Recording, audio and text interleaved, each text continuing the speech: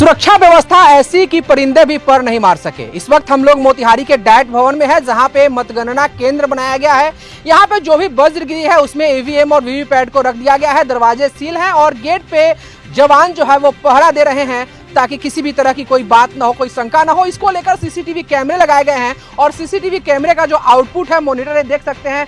तमाम जो वज्रगिरी है उसके सामने जो सीसीटीवी लगे हैं उसके मॉनिटर बाहर लगे हुए हैं और जो भी प्रत्याशी है उनके प्रतिनिधि यहां पहुंच के बैठे हुए हैं। दिन रात वो लोग यहां पे चौकस है, बैठे हुए हैं और वो लोग सीसीटीवी को लगातार देख रहे हैं। जरूरत पड़ने पे ये सोने की जगह भी बनाई गई है प्रशासन के द्वारा, यहाँ पे वो लोग सो भी सकते हैं।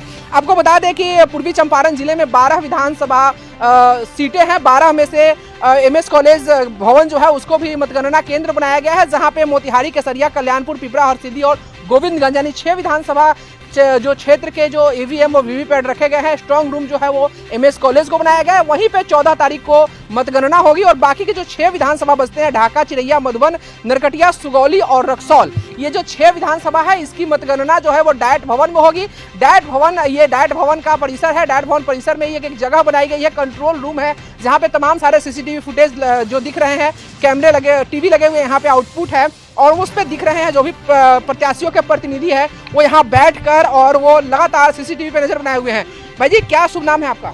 मोहम्मद समीम आलम मेरा नाम है। समीम जी, कौन से विधानसभा से हैं आप? सर मैं ढाका विधानसभा से हूँ। अच्छा, यहाँ पे बैठ के लगातार निगरानी कर रहे हैं सीसीटीवी की? जी, मैं आरजेडी प्रत्याशी फैसल रहमान साहब के तरफ से निगरानी में आया हूँ और यहाँ काफ़ी अच्छा लगा व्यवस्था देखकर। सुरक्षा की व्यवस्था ठीक ठाक है यहाँ पे? जी बिल्कुल, लोगों में बहुत सारा निगेटिव बातें रहती है, लेकिन आज हम लोग आए हैं तो ये से साफ झलक रहा है कि प्रशासन और पदाधिकारी की तरफ से पुख्ता इंतजाम है। किसी भी तरह का कोई निगेटिव जो बात चलता है उस तरह का कोई बात नहीं है।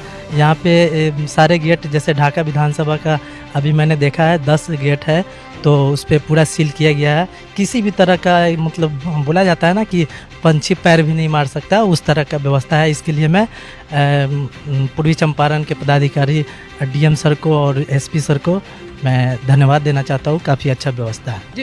तो 14 तारीख को नतीजे आने हैं। 14 तारीख को जो परिणाम है वो आएंगे। 6 विधानसभा के जो परिणाम है वो डाइट भवन से आएंगे, जिसमें ढाका विधानसभा भी शामिल है और ढाका विधानसभा के ये जो प्रत्याशी हैं उनके प्रतिनिधि यहाँ बैठे हुए हैं और लगातार सीसीटीवी पे नजर बनाए हुए हैं। त्रिस्तरीय सुरक्षा व्यवस्था की गई है ताकि किसी भी तरह की जो असंतोष की भावना है वो किसी भी प्रत्याशी या उनके समर्थकों में असंतोष की भावना ना आए, किसी भी तरह की गड़बड़ी की बात दिमाग में नहीं आए। इसी को लेकर ये व्यवस्था किया गया। प्रशासन की तरफ से सीसीटीवी कैमरे लगाए गए हैं, चप्पे चप्पे पे सीसीटीवी कैमरा है, जवानों की तैनाती की गई है और जो भी सीसीटीवी में रिकॉर्ड हो रहा है उसका आउटपुट आप देख पा रहे होंगे। यहाँ पे सारी मॉनिटर लगाए गए हैं, यहाँ पे स्क्रीन लगाए गए हैं और उस स्क्रीन पे दिख रहा है। भैया, आपका शुभ नाम क्या हुआ और कहाँ से आए हैं आप?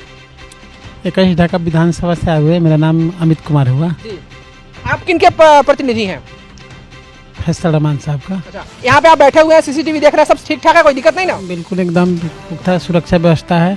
नेता के मेरा आदेश है कि जहाँ जो ईवीएम रखा हुआ है ना वहाँ के सुरक्षा में आप लोग लगे रहिए, तो उसी की निगरानी में हम लोग लगे हुए हैं। 10 रूम में लगा हुआ है, 10 रूम हम लोग को कैमरा के सामने दिखाई दे रहा है, सभी गेट सील है। भाई जी, आपका शुभ नाम क्या हुआ और आप कहाँ से हैं? मेरा नाम एजाज आलम हुआ, ढाका से है। अच्छा, आप भी ढाका से ही हैं? जी। सब ठीक ठाक है यहाँ पे? बिल्कुल सही, संतोषजनक तरीके से हो रहा है? जी जी, बहुत अच्छा। तो आप देख पा रहे होंगे पारदर्शिता के साथ में है। ढाका विधानसभा से ये लोग जो मुझे मिले लोग यहाँ पे बैठे हुए हैं और तमाम पूरी तरह से ये लोग सीसीटीवी का जो डिस्प्ले है उस पर नजर बनाए हुए हैं और यहाँ पे स्ट्रांग रूम में जो ईवीएम रखे हैं उसके सुरक्षा में जो जवान तैनात है और उसके साथ साथ जो प्रत्याशी है उनके प्रतिनिधि भी तैनात है। भाई जी, आपका शुभ नाम क्या हुआ? सत्य प्रकाश कुमार हुआ। आप किस कार्य से? इसी कार्य से आप? जी, ढाका से ही है। अभी ढाका से ही हैं? जी। तब कैसा लगा आपको? यहाँ पे व्यवस्था किस तरह की गई है? यहाँ की सुरक्षा व्यवस्था बहुत ही अच्छा है। यहाँ पे हर गेट में जवान तैनात है और ईवीएम का जो 10 गेट है हम लोग का ढाका का सब सील है और हमारे विधानमाननीय साहब का आदेश है कि वहीं पर रख देकर आना कि किसी तरह से चोरी या कुछ होता है वो होना नहीं चाहिए। अक्सर अविश्वास का भावना आता है कि ईवीएम में गड़बड़ी कर दी गई, इधर उधर कर दिया गया, तो इस बार तो उस तरह का मुमकिन नहीं लग रहा है आपके नजर से? अभी तो जो देख रहे हैं इससे नहीं लग रहा है, लेकिन देखिए अब हम लोग तो सिर्फ गेट ही देख रहे हैं, अब अंदर क्या हो रहा है उसके अंदर हम लोग नहीं, तो अब गेट तो सील हुआ है तो जाहिर सी बात है अंदर कोई नहीं होगा। जी।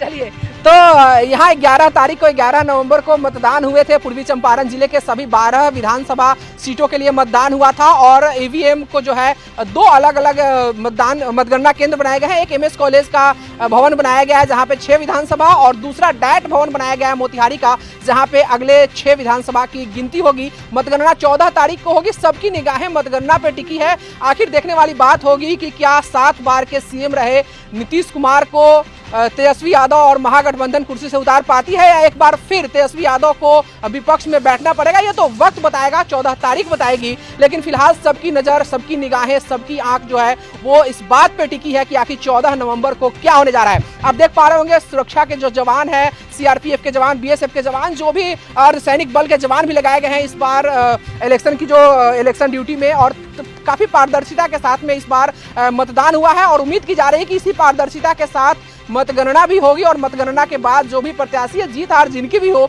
लेकिन संतुष्टि सबसे ज्यादा जरूरी है। किसी भी तरह की अविश्वास की भावना ना आए, इसका पूरा ख्याल रखा गया है और इसको ख्याल में रखते हुए तमाम सारी व्यवस्था की गई है।